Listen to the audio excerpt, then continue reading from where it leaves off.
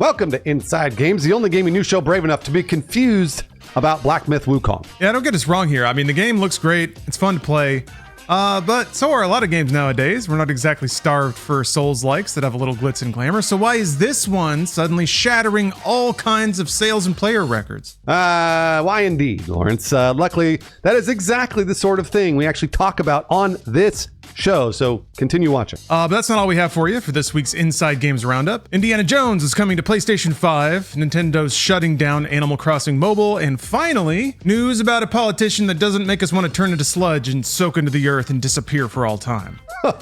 That's really hard to believe. Speaking of improbable, let's get into the news, starting with the record-setting breakout hit, Black Myth Wukong. To do that, we got to throw to the one Inside Game staff member that's more whimsically mischievous than the Monkey King himself, Brian. Can you turn into trees and stuff? Is that what you do? That's my monkey impression. There he is. Sorry. Black Myth Wukong released this week, already become a massive hit. The Chinese developed game set a record on Steam, hitting more than 2.2 million peak concurrent users on Steam within its first 24 hours. That's according to the Nyko Partners analyst Daniel Ahmad. It was also the most viewed game on Chinese video game streaming platforms on its first day, breaking all kinds of records for a single-player game. Which makes sense. The game draws heavily from Chinese mythology and is based on the classic novel Journey to the West, featuring Sun Wukong, or the Monkey King, as its protagonist. Yeah, it looks, sounds really cool. Ahmad also said that the game represents a shift for the Chinese consumer. Typically, they, into free-to-play stuff, mobile, stuff like that. So we said this shows they will support a full-price premium game that is on console. He said it also shows, quote, the growing capabilities and ambitions of Chinese game development studios and their ability to compete on the global stage. The PC and PlayStation 5 release is reportedly so popular in China that PS5s are selling out. The game's PC version is currently sitting at a, respectable 81 on Metacritic, usually not what we're used to seeing when it comes to these smash breakout hits, though. GameSpot called it a, quote, uneven game, where the highlights often outnumber the lowlights, but added that its, quote, triumphant boss battles and fast-paced combat make up for the stale moments in between. So, it's interesting. Western critics maybe not as delighted by it, but certainly I think this is demonstrating there's an audience that's been underserved. I don't know, what do you guys think about Black Myth Wukong and its, at least to the West, shocking and surprising performance? I think if you go after the largest market in the world and target them, that good things can happen. If it's, it doesn't seem like sort of a blow me away type of game, but it seems definitely AAA, based on a beloved sort of classic novel. So, lots of cool mythology in there. So, on one hand, it's kind of a no-brainer. Easier said than done, but it definitely makes sense why this would be a hit. Yeah, I played a bunch of it, and it really is fun. But like Lawrence said, it is a Souls-like. It is a Souls-like, and so it is. It's a game I've played 100 other times. It looks great, and it is fun to play. But to me, it is something I've seen over and over and over. But Brian is also right. They are serving exactly the right audience with this game. They nailed it. Yeah, I don't know why it took this long.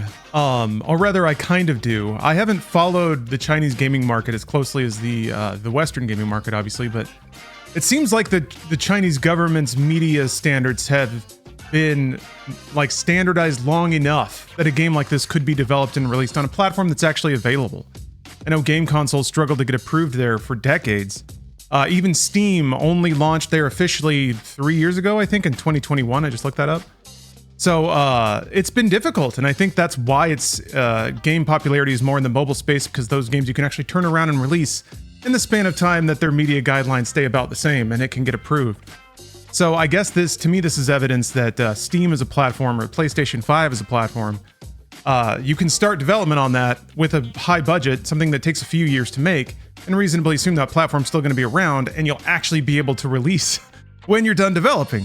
So that's cool. And also the rest of the world gets to enjoy a high budget game catered to a slightly different culture and a slightly different market, which I think is also good for the vibrance of all games. So I'm looking forward to more of this. I hope we get to see more of this kind of stuff. Me too, Lawrence. Of course, nothing gets popular these days without some kind of controversy attached. In the days before Black Myth Wukong's release, a supposed streaming guide leaked onto the internet that instructed streamers to avoid a list of political discussion topics like, quote, feminist propaganda, COVID-19, or any content that instigates negative discourse. Yeah, Video Games Chronicle writer Jordan Midler posted on X that the review doc they received didn't contain any of those stipulations, which made the document seem like a hoax. Yeah, but then Forbes' Paul Tassi posted confirmation of the document as genuine that they verified with, quote, a U.S. creator I trust. So apparently, developer Game Science actually sent out different guidelines to media outlets for review than to streamers, which is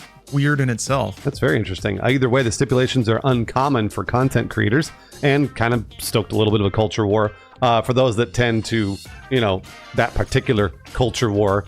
The rage bait YouTube, you all know it. Yeah, it's also the Chinese government is kind of weird about video games. I think that's a lot. Like they'll post these things like everybody can only, kids can only play an hour a night or so. So it's like maybe it was fake, but like there has been traditionally some weirdness about it's a different system of government. It's a centrally controlled system. So they do strange stuff. So it's like maybe it was rage bait, but it's kind of like, you can kind of see it. Speaking of arguing with people online, the console wars cooled off a little bit more this week because... That's right, Indiana Jones is coming to PlayStation 5. It's been rumored. A lot of other Xbox games have been rumored, but it's official. They announced it. Microsoft soft shocked the world this week when they announced that Indiana Jones and the Great Circle not only coming to Xbox and PC, but also PlayStation 5. My gosh, they want more money? That's crazy. I know, right? Now, to be clear, it will be released first for Xbox and PC on December 9th, but then it's going to come to the PlayStation 5 in spring 2025. This is called timed exclusivity, and you're probably going to see a lot more of it. There was some outrage from Xbox players considering that the game, it was initially announced as an Xbox PC exclusive. One person I saw even tweeted an image of the Xbox icon Master Chief bowing to the PlayStation logo. Just such blasphemy. After years and years of investing thought, time, emotions, and money into this box, betrayal. These are interesting moments. Final Fantasy on PlayStation. Get out of here. Anyway, unsurprisingly, because Xbox needs money, Phil Spencer said there's more where that came from. As recently as February, Phil ruled out Indiana Jones coming to PlayStation, but at Gamescom this week, he said, quote, we're going to do more when it comes to multi-platform releases. Phil says we're running a business because that's what they're doing. Last spring, we launched 4 games, 2 of them on the Switch, 4 of them on PlayStation. And we said we were going to learn. And when they found out that Sea of Thieves had 1 million players on PlayStation, they said, money? He also alluded to recent pressures on the gaming industry, which obviously tons of layoffs, things like that. And Phil said that traditional ways of distributing games would continue to change. I guess there's also that $70 billion pressure that they just inherited. Yeah, the pressure to deliver big fat checks to Microsoft. Yeah, we get it. Phil continued, the end result needs to be better games that more people can play. We're not focused on that. We're focused on the wrong things. I mean, they're focused on earning money, but yeah, sure, that's one way to get there. Phil's getting awfully presidential these days. He's a good orator, but that's so true. They need to make money. And now more people can play it, so I don't see a downside, aside from the people that are kind of invested in the old ecosystem of platform exclusives. I have to admit, I have some sentimentality tied into that. It was fun to root for the home team, but it's better if everyone gets to play, right? Now, I'm just distracted now remembering Final Fantasy coming to the PlayStation and just being floored. Like, what? Final Fantasy 7? What? Wait a minute, Square Enix needs money? That's crazy. I gotta buy a whole new system? Hold on a minute, a corporation needs money? Hey, speaking of a corporation that doesn't really actually need any money at all, Nintendo is ending service for Animal Crossing Pocket Camp, which is bad news if you're a fan of the Animal Crossing mobile game. I don't know anybody that plays this, but there are people that play it. Not enough. That's why they're ending it. Nintendo announced it is ending service for Animal Crossing Pocket Camp as of November 29th later this year. That means Players won't be able to purchase microtransactions. Sorry about that. And the monthly subscription service will also end. We're switching to good news. I don't know. The microtransactions going away feels like a decent headline. Anyway, the good news is a new version of Pocket Camp will release at the same time, and you'll be able to carry over your save data. So that's really cool. Oh, all right. Yeah. But while save data will be carried over, any Leaf tickets used for purchases, of course, will not. The news is another sign that Nintendo has continued to de-emphasize mobile games. It has now ended support for at least 5 of the 8 major mobile games it's launched. No way, I'm diamond handing my Leaf tickets. I'm going to be a bazillionaire. An exception, though, is Fire Emblem Heroes, which continues to print money for Nintendo. It earned the company over $810 million as of last year, according to mobilegamer.biz. Mario Kart Tour, I think, is also doing pretty well for them. But yeah, other than that, not so much. Hey, when it comes to mobile, that's a pretty impressive hit rate. A lot of companies have tried way more times than that and haven't found any kind of footing. So, also, this is something that has been in the news lately about certain games getting sunsetted, service games that you just can't play once the servers go off. I think Nintendo deserves a bit of a shout out for voluntarily releasing a non-connected version of their game that people can continue to play. Because that's cost. That's development cost they didn't have to put behind the game just to ensure that people can keep enjoying it. So, good on them. And hopefully they're fine with mobile where it is. And finally, it's been a huge week in politics. Obviously, we just finished up the Democratic Party's national convention, and one of the nominees, Minnesota Governor and VP candidate Tim Walz, apparently a massive gamer. Oh, in particular, according to a piece in the New York Times, he was a huge fan of the Sega Dreamcast, which didn't have as many fans as it should have because they stopped selling it, to the point where his wife had to seize it from him because he had been playing to excess. I don't know what excess is, but my boundaries are different. But that leaves a huge question, right? What game was he playing? We all know it was Shenmue, but could have been Soul Calibur, Jet Set Radio. The Dreamcast had a handful of pretty addictive games. He was a football coach. Maybe Sega Sports NFL 2K? Yeah, and IGN did some reporting and thinks they came up with the answer. Walz apparently later sold the console. IGN talked to a former student of his, Tom Johnson, who said they recalled possibly seeing a copy of Crazy Taxi along with the console. Oh, wow, is this good reporting or bad reporting? Hard to tell. It's something. They made some calls, so. I'm just going to say it's Seaman. It's all the way around Seaman, obviously. Was Seaman the game that caused his wife to lay down the law? You know what? We'll never know. But seriously, some political reporter should just ask him and say, hey, what did you play a lot? And he'd say, Crazy Taxi, and then we move on. And people were getting mad at IGN for doing the story. They're like, don't get political, blah, blah, blah. I promise you, if any candidate talked about being a gamer, they would do this. So it had nothing to do with that. It's just absolutely. People like, ooh, video games mentioned. Someone on our side, finally. And speaking of video games mentioned, it's a bit odd. We didn't get a whole lot of mega bombshell announcements out of Gamescom. But what we did get, and what's becoming more common, is just an absolute impossible to process shotgun of cool looking kind of premium indie games. So here's some Law Dog selects from the Future Game Show. Because Jeff's opening night live had some good stuff, but it was mostly just updates and stuff. So here we go. First up, Spine. I've seen this game before, but it's awesome. You're just a cyberpunk chick doing kickflips and assassinating people with guns. Now they've announced that the game will be scored by American DJ Le Castlevania. Oh. Did music for John Wick, which is way cooler than the name might make him sound. But the music's awesome. The trailer's got a lot of kind of John Wick-esque sort of takedowns and executions. Looks cool as hell. Some video game prime cut right there, just being a badass chick killing people. So I'm into it. Next one that caught my eye is Croak. And I think if you look at it, you'll see why. It's freaking adorable. Animation style is great. It kind of looks like Cuphead, maybe meets Celeste with all the air dashing you have, but you're a dumb-looking little frog man. You gotta explore a game, beat bosses. I'm into it. Next up, Greedfall 2, which is actually, it's got some ambitions going on. Bruce, you know something about this? Yeah, I didn't watch the Future Game Show, but I've been following Greedfall a little bit. So this is kind of what Dragon Age can't be bothered to do. It's combat with like a tactical pause, and this is something that would, I think, maybe fill that gap if you weren't into the new Dragon Age, the Veilguard, action RPG style. Game seems really ambitious. especially for an indie. The next looker is The Spirit of the Samurai. I really like games that use sort of mixed medium in their presentation, and this is all stop motion with miniatures. You're a little samurai dude who runs around and beats up enemies and stuff, but you got a cute little cat with you. So, got that extra little spice that just makes it stand out. Speaking of spice, Bionic Bay looks really good. This is another indie pixel platformer, but it's got kind of two big gameplay hooks.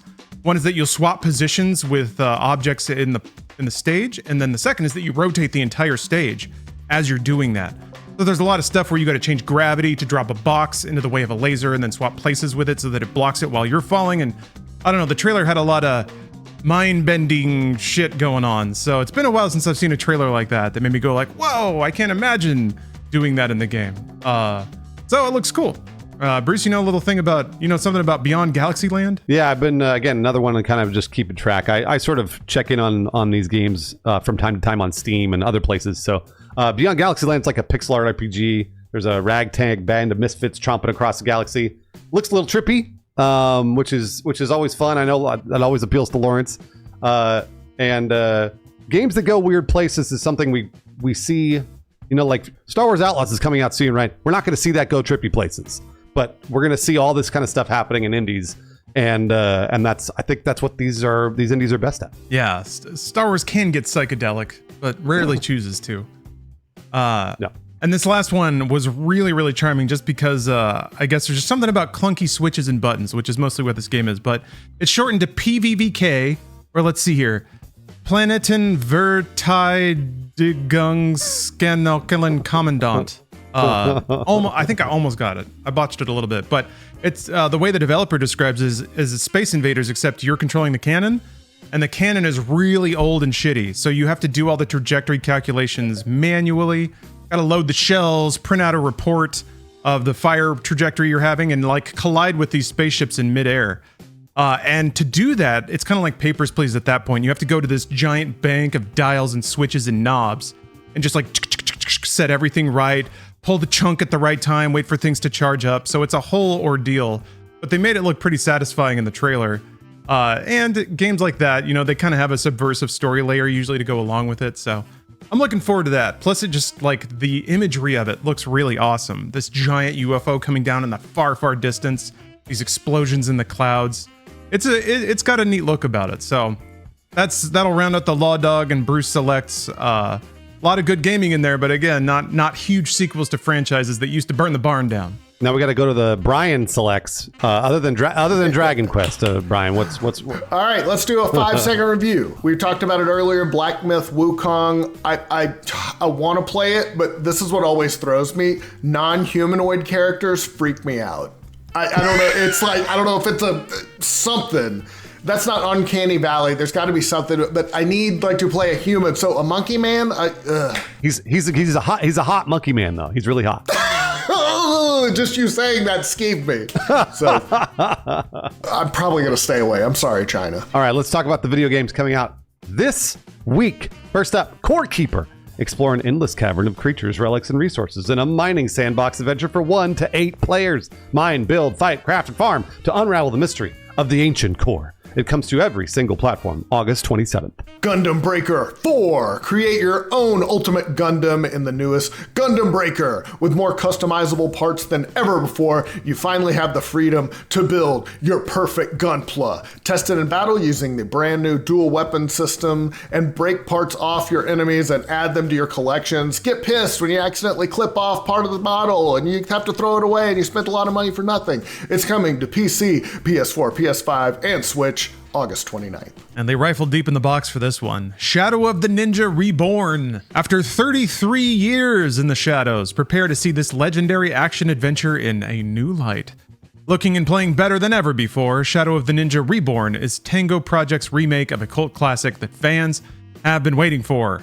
This comes to PC, PS4, PS5, Switch, and Xbox Series X on August 29th. Up next, Visions of Mana. Visions of Mana is a brand new title in this series revolving around the sacred sword and mana. The protagonist Val and his childhood friend Hinna, the newly appointed Alm of Fire, set off on a journey to the Mana Tree. This game's iconic, vibrant, and vast semi-open field contains adorable yet ferocious monsters, allowing you to enjoy swift, three-dimensional battles using the power of the elementals. Comes to PC, PS4, PS5, and Xbox Series X August 29th. And last but certainly not least, Star Wars Outlaws. Experience the first ever open world Star Wars TM game set between the events of The Empire Strikes Back and Return of the Jedi. Explore distinct locations across the galaxy, both iconic and new. Risk it all as Kay Vess, a scoundrel seeking freedom and the means to start a new life, along with her companion Nyx. Fight, steal, and outwit your way through the galaxy's crime syndicates as you join the galaxy's most wanted. Comes to PC, PS5, and Xbox Series X August 30th.